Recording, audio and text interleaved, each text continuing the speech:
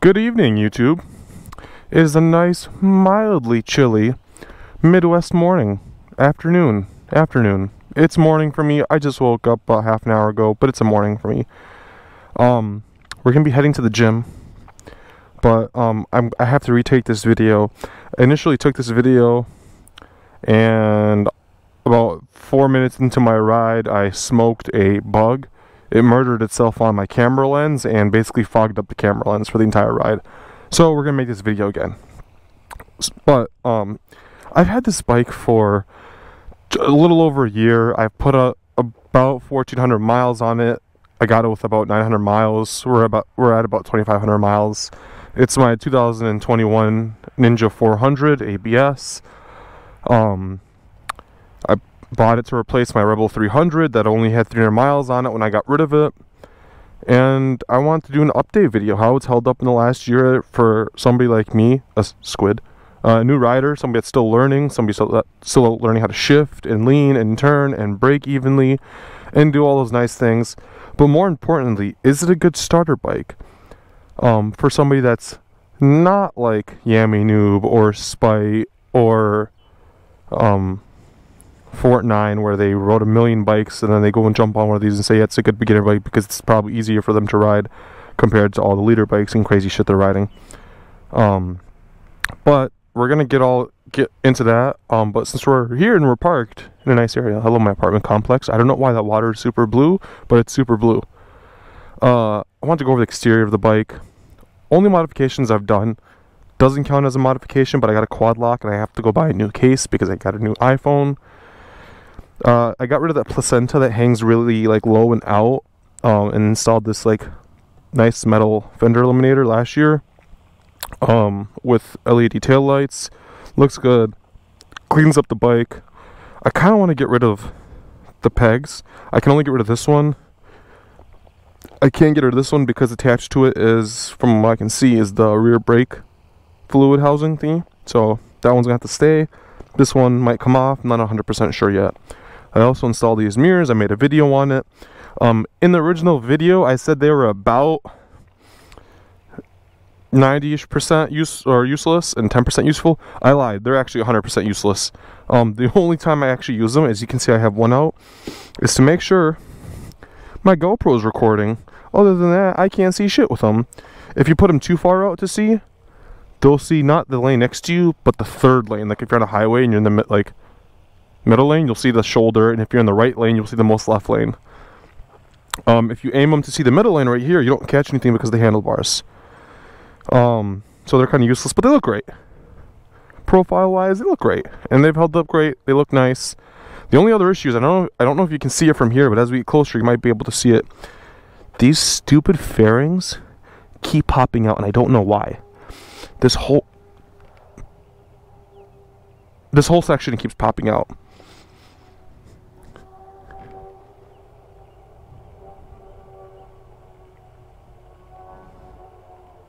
Sounds like motorcycles. Anyway, these fairings keep popping out down here, and I don't know why.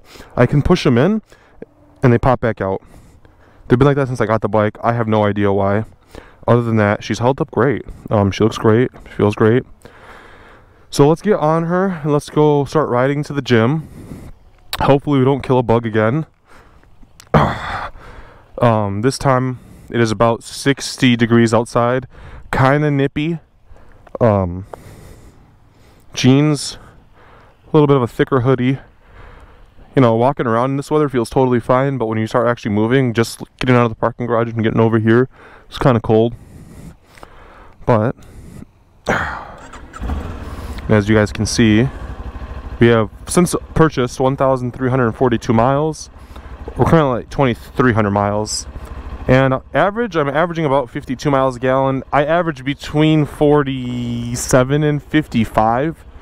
And I'm always riding the way I want to ride. I'm never riding conservatively.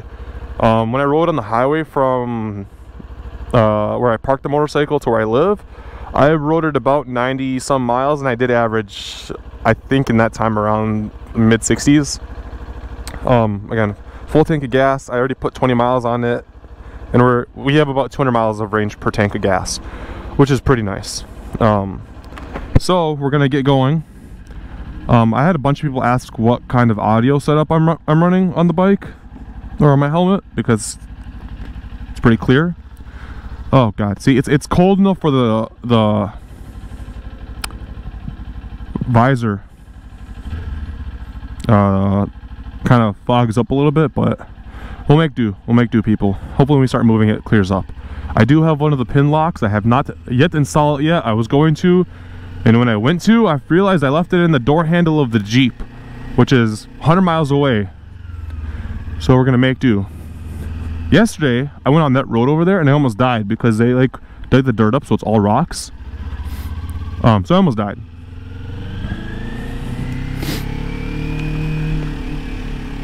Hi neighbors. Got some nice neighbors over there. As you guys can see, the Altima. Ooh. So I guess first things first. No helmet. First things first. What are my thoughts on the bike after 1,300 miles? Am I tired of it? Am I sick of it? That's the first question that comes up when people ask about these bikes. And I can happily say no. I am not sick of it. I am not tired of it. I actually saw this question pop up on the Kawasaki page today. Somebody was like, should I just go ahead and buy a 650 when I rode a 400 and I felt a little bit more comfortable on a 400 than the 650 as a new rider, but I don't want to grow out of it so fast and I want it to be useful. And I can proudly say I'm happy with the bike. It does 98% of what I need it to do. The 2% is just once in a while when I'm on the highway and like I want to go illegal speeds, like more than like 115, because this thing tops out like 115, 120-ish. Then maybe, yeah, I kind of want something a little faster. But then like I rode a leader bike. I rode the 1000 SX and I was absolutely terrified, but in a good way. But like in a, I don't need this way. And I think that's what people need to do, is people need to ride bikes before they go and they buy them.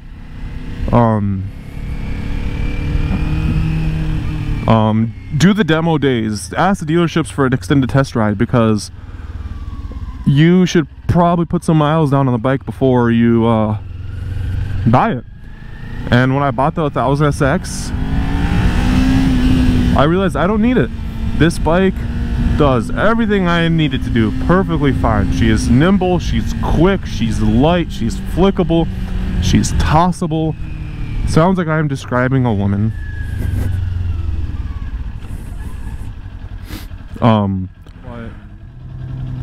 Yeah, I rode a 1000 SX. It was fun, it was powerful, it was quick, it was very smooth. Compared to this, which is still smooth, don't get me wrong, but it's like the bigger the engine you go, the smoother the bike is, because it's able to maintain faster speeds and more power without having to go higher up in the rev range. But again, for what I need this bike to do, it's excellent. It's an excellent starter bike. It is very forgiving. I've made some mistakes. I've cranked on the throttle really hard when I wasn't expecting to. I've gotten on the brakes really hard when I wasn't expecting to, and I did a little bit of a jerky jerk on the brakes, and it's been fine. Again, very forgiving. You get a slipper clutch, ABS, been perfectly fine. Small size, light bike. I weigh about 175 pounds. People always ask, like, compared to weight, because these bikes are, you know, so small. They're not like a fucking 1800 Harley. These bikes are so small where if you do weigh 250 pounds, you are going to get different performance than a person that weighs 130 or 150. But I'm here to say at 175 and 6 feet tall, I fit. There's good bend in my knee. I don't get sore for normal rides. After about 50-60 miles, my ass starts to hurt. But it's just the nature of the bike, more as, you know, the bike's just not being comfortable. It's the design of the bike, I guess. Speaking of design, it's a little bit more upright than like an R3 390, which is in the same class as this, and you notice it. But other than that, like, I mean, like, it's a great bike. We're just cruising along right now. Delivery vehicle, frequent stops. Oh, he's a DoorDasher for sure. But anyway, I don't. Once I rode that 1000 SX, I realized I don't need it. I don't need a more performant, you know, bigger bike. I don't need it. It's not worth my time to upgrade to 650. Will I get a little bit more performance out of a 650? Yes. Is it worth walking out and heading into the dealership and trading, losing a couple $1,000 on this bike to get a 1000 or to get a 650? No. We're gonna jump on the highway right now. We're in second gear. We're rolling on the throttle.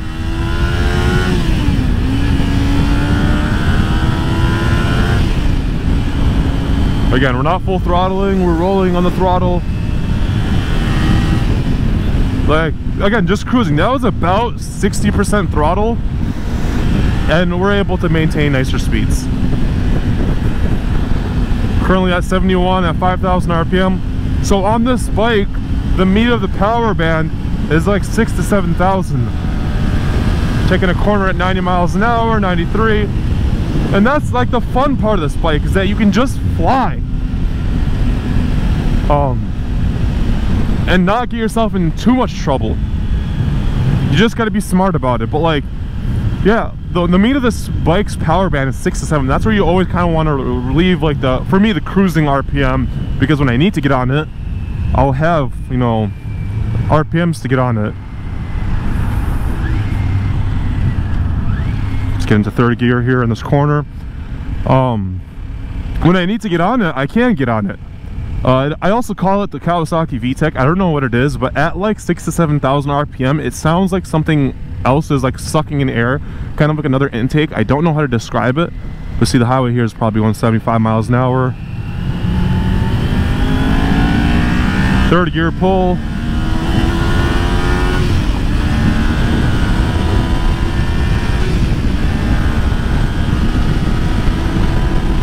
Miles an hour, 102. You can get up to speed on this bike comfortably. Let's zip around these guys. Whee! Whee!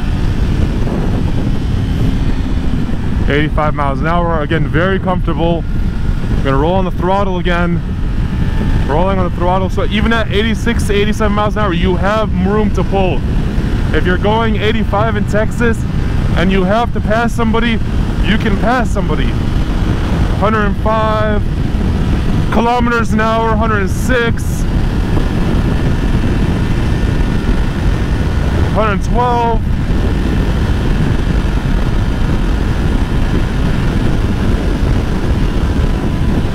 But as you guys saw with that slight uphill, I went from 112 to about 110, still on full throttle. You're burning oil, sir. Anyway, so yeah, like if you're going 70 and you need to pass somebody going 70 miles an hour, let's get out of the left lane. We'll slow down to 70 miles an hour.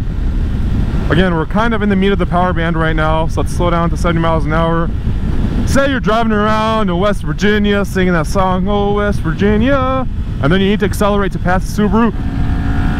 Full throttle, uphill, 80, 85, 90. You'll still take most cars, even at like these higher speeds for this bike, where you're getting closer to the top end. You will still pass majority of cars.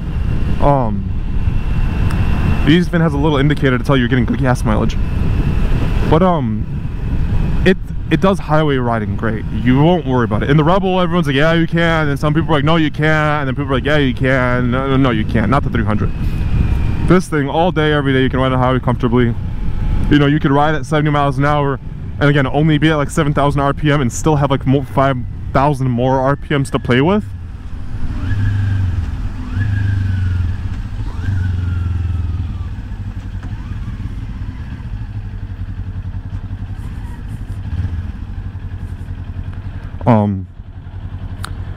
And it's fine. It does everything you need to do. You know, for 10 bucks you can get like 190 to 200 miles of range, which is excellent. For somebody that needs to have a budget, you know, commuter. It's easy to ride. It's quick. Like, I read on Reddit somewhere, somebody was like, if you're riding in a Ninja 400 and you're racing a Corolla, by the time the Corolla reaches 60 miles an hour, you'll be like a mile away from him. I hate this section right here. Some fucking chutch spilled tar like everywhere, and it gets really slippery and it's terrifying. But anyway, yeah, like this bike will pull past majority of cars. Even like I know it's rated like 4.2, 4.3, 4.4, 0 to 60. I've gotten, the fastest I've gotten it is in 5 flat. That's just me not like bringing it up to 5,000 RPM and then shifting. That's me shifting and taking off easy because I'm scared of burning the clutch and I still don't know what I'm doing. But it has plenty of power to take off, plenty of power to pass people, very nimble. It's so nice because like if you take the MSF course, they tell you slamming on the brakes is not always the right move. You're a bike. If he slams on the brakes and there's a semi truck right here, I don't have to actually really slam on the brakes. If I have to skeet and do a lane split to get out of harm's way, I can. I don't have to always lock up my brakes. And with this bike, it's so nimble and forgiving that you kind of like become one with it. And it feels great. This is always a sus turn because they want to turn and go and cut across, but we have the merge here. But yeah, like it's so tossable. It's giving me zero issues, zero maintenance issues.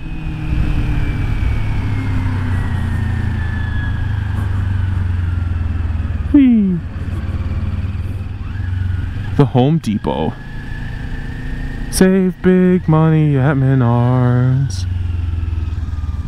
No one's coming. Just gotta cut a corner. It's a gym step row right there. And this bike is so nice because you learn to lean. You learn to, like, you know, push left, look left, go left, or whatever that thing is. Look left, push left, go left. But like you can lean with this bike so easily.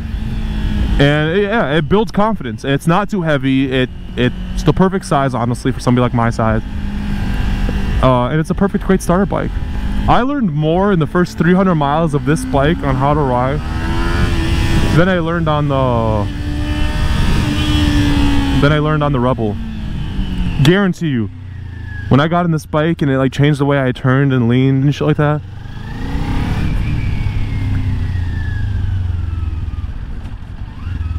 Where should I park? Ooh, another biker bro. Oh, this guy's a sick bastard. This guy like rides his bike in the freezing cold like all the time. Oh, he's a menace to society. Oh, that's a pedophile van. Oh god. Ew. Anyway, this guy's a menace to society because he rides his bike when it's like 40 degrees out, 30 degrees out. Oh, he's a sick bastard. Ooh. Ooh, hi, you're pretty. Anyway, yeah, he's a menace to society. He's a danger to himself and everyone around him.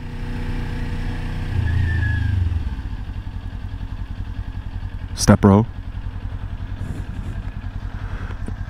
Oh, it's another Kawasaki. Ew, there's 4 exhaust pipes. She has a big engine. Anyway, so we're here at the gym. We made it. That was the ride to the gym. That was, oh god, our range went from 180 miles an hour to 180 miles to 129. But see, like, you can beat on the bike and it's totally fine. And I've absolutely beat on this bike.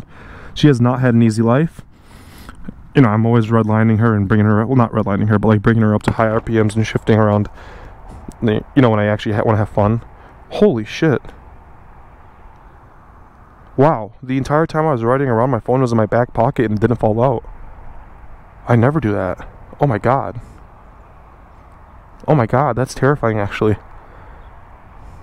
Oh my god, I just got this phone. Anyway, we're at the gym though, but thanks for tuning in. Just wanted to do an update video on the bike, how it's doing after a year. Again, like how I like it, if I'm going to get rid of it, if I plan on getting rid of it. Answer is no.